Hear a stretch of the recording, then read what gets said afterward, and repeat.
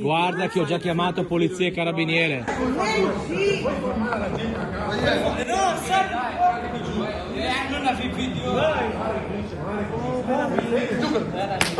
Quello che lancia il ragazzo è un pesante San Pietrino. Il video, ripreso dal gestore di un locale di Padova, inquadra solo alcuni istanti della rissa che la notte tra sabato e domenica si è verificata in Piazza Duomo, nel centro della città.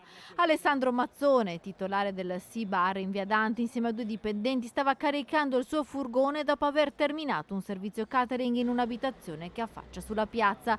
Suo malgrado si è trovato in mezzo alla rissa. Questi due ragazzi che tengono in una mano, un ragazzo tiene una bottiglia, il collo di una bottiglia rotta, con il quale aveva già sfregiato precedentemente un altro ragazzo sempre in piazza, e l'altro ragazzo invece nell'altra mano ha invece un sasso coperto, nascosto, per cui cioè sono preparati tecnicamente, come dire.